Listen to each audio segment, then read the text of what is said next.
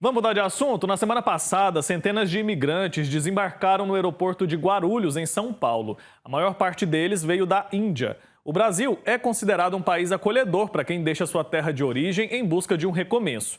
Segundo dados do Observatório das Migrações Internacionais do Ministério da Justiça e Segurança Pública, entre 2022 e 2023, 77 mil estrangeiros foram reconhecidos como refugiados, totalizando 143 mil pessoas instaladas, na maioria das vezes de forma precária em nosso país.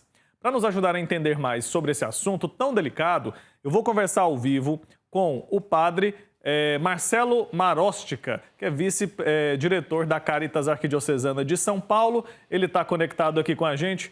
Padre, bom dia, seja muito bem-vindo. Wilker, bom dia a todos aqueles que nos acompanham. Então, historicamente, o Brasil recebeu diversos grupos de imigrantes que contribuíram, inclusive para a formação da nossa sociedade. Como que o senhor enxerga, então, essa situação atualmente, o que a gente tem enfrentado agora, dessas pessoas buscando refúgio aqui no nosso país? Wilker, o que é importante perceber, você mesmo disse na introdução, né, desse bloco, o Brasil é um país acolhedor, tanto a lei de refúgio como a lei de imigração vigente no Brasil acolhem várias nacionalidades. Acho que é importante a gente lembrar que o migrar é direito, né? A Declaração Universal dos Direitos Humanos diz que o ser humano tem a liberdade de ir e vir, né? Então, migrar é um direito. E as pessoas saem em busca de melhores condições de vida. No Brasil, acho que aquilo que nós estamos vivenciando, né? Vamos acompanhando, vamos monitorando, né? Do ano passado para cá, nós tivemos alguns picos daqueles que chegam no Brasil, mas às vezes sem documento, sem visto. E aí, qual é o trabalho que o Brasil tem primeiro, né? Antes de acolher essas pessoas, né? Ver qual a situação delas, por que estão aqui, qual o motivo que as levam a entrar no Brasil e querer permanecer no Brasil, né? Mas o Brasil realmente, ele não é só buscado para uma nova moradia. O pessoal passa no Brasil, é um país de passagem também. Muitas vezes o Brasil acaba sendo ponte para irem para outros países. Entendi. Entre 2022 e 2023, como eu mencionei, mais de 77 mil pessoas foram reconhecidas como refugiadas aqui no nosso país. Quais são os principais desafios que essas pessoas, essas comunidades enfrentam ao se instalar por aqui? Então, a lei brasileira e toda a política migratória brasileira é muito focada na assistência. Então, acho que o primeiro desafio é a questão dos abrigos. Nós vivenciamos nos últimos 2 anos a situação dos afegãos também, que estavam no aeroporto de Guarulhos, né? Por quê? A lei de assistência social que acolhe esta população destina abrigos para a população de vulnerabilidade. Então, ou seja, a gente coloca no mesmo abrigo pessoas em situação de rua e imigrantes. Então, a primeira dificuldade é pensar numa acolhida e na tipificação de abrigos, né? Pensar na especificidade, porque cada fluxo migratório tem um jeito próprio de ser, cada um traz sua cultura, seus hábitos. Então, como acolher, garantindo essa diversidade cultural? Esse é o primeiro desafio, né? O abrigamento. E o próximo grande desafio é a própria integração local, que a pessoa, para estar no Brasil, né, e ela vai querer construir a sua nova vida, junto com a sua família aqui no Brasil, muitas vezes sozinho, tem que aprender a falar o português, tem que ter um emprego. Então, a gente tem a dificuldade da integração local, ou seja, dos meios de vida, porque a pessoa que vem para o Brasil, o migrante que vem, praticamente não atua na sua área profissional do seu país de origem. Então, existe todo um desafio da recolocação profissional desta pessoa em situação de refúgio ou de migração, né? Então, eu diria que são esses dois grandes desafios: o abrigamento, logo na chegada, e a integração local ao passar do tempo, né? Como a pessoa vai manter a sua própria vida no país. Certo, e a gente tem políticas públicas que são efetivas para acolher todas essas pessoas. Sabemos que muitas acabam vivendo de forma muito precária. No caso, por exemplo, das crianças, o governo brasileiro tem alguma política pública para acolher essa criança, dar ali a estrutura para que ela continue estudando? No caso dos adultos que precisam também de trabalho, ele consegue as documentações, as autorizações? Ou esse processo é difícil aqui no nosso país? Como que o senhor avalia isso?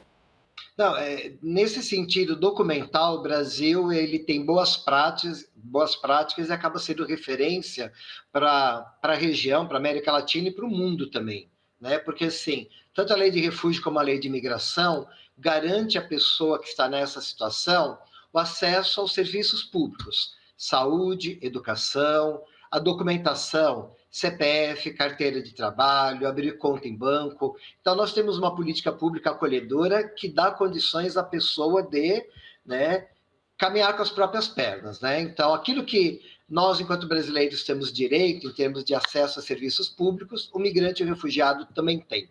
Então, acho que isso é importante a gente pensar, né? Agora, a grande dificuldade realmente na política pública está na integração local, né? Uhum. Na questão, a gente acolhe, mas a gente não consegue integrar. E aí a grande realidade que você mesmo disse, a maioria vive em condições de vulnerabilidade, condições de pobreza. Por exemplo, aqui em São Paulo, né? Muitos que estão em abrigos, quando deixam os abrigos, porque você tem um período de 4 a 6 meses, né, que é o tempo de você aprender um mínimo de português, tentar se estabelecer com algum trabalho, as pessoas não conseguindo trabalho, têm que deixar o abrigo. Aonde vão morar? Muitos vão morar em ocupações, muitos vão para favelas, e depois da pandemia a gente começou a presenciar também situação de imigrantes e refugiados em situação de rua.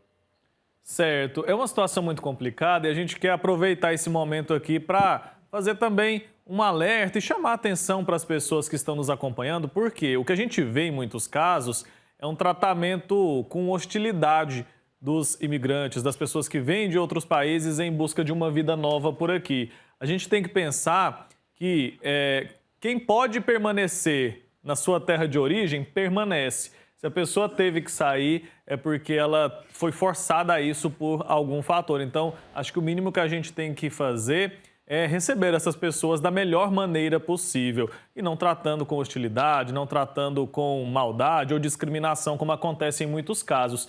Queria entender um pouco sobre como que é o trabalho da Caritas nesse apoio aos refugiados. Então, a Caritas foi uma das primeiras organizações no Brasil a trabalhar com refugiados, desde os anos 70. Né? Nosso trabalho ele se dá em 4 eixos. Assistência social, a pessoa acaba chegando, precisa de moradia, precisa de orientações, né, sobre acessos aos benefícios, aos serviços públicos. Então, nós temos o Departamento de Assistência Social, que faz essa primeira acolhida. Né? Depois, a questão do programa de proteção legal, a regularização migratória dessa pessoa. Se a pessoa realmente está com um pedido de refúgio, nós acompanhamos esse processo.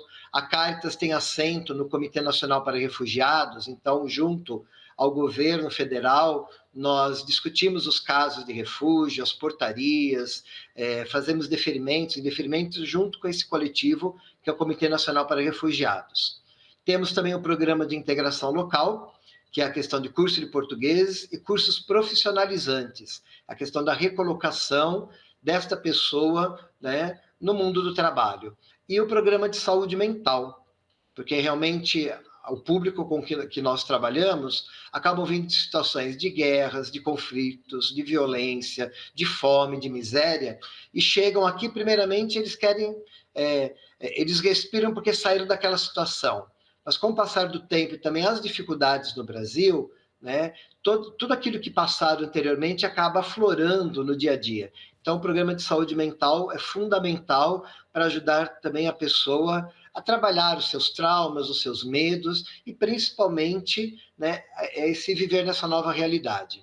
Né? Então, além desse trabalho direto com a pessoa migrante, a pessoa refugiada, a Caritas tem também um trabalho de incidência política, né, junto aos comitê municipal, comitê estadual, comitê nacional de refugiados e imigrantes, ajudando a construir a política pública e monitorando essa política no dia a dia. Perfeito. Padre, muito obrigado pelo seu tempo aqui com a gente, por nos ajudar a pensar, a refletir mesmo a respeito desse tema tão importante, tão essencial, que é também assunto da igreja. Todo mundo, como cristão, precisa ter esse olhar mais cuidadoso com os nossos irmãos que enfrentam situações de vulnerabilidade, situações de dificuldade. Obrigado, até uma próxima, viu? Eu que agradeço. Até uma próxima. Tchau, tchau.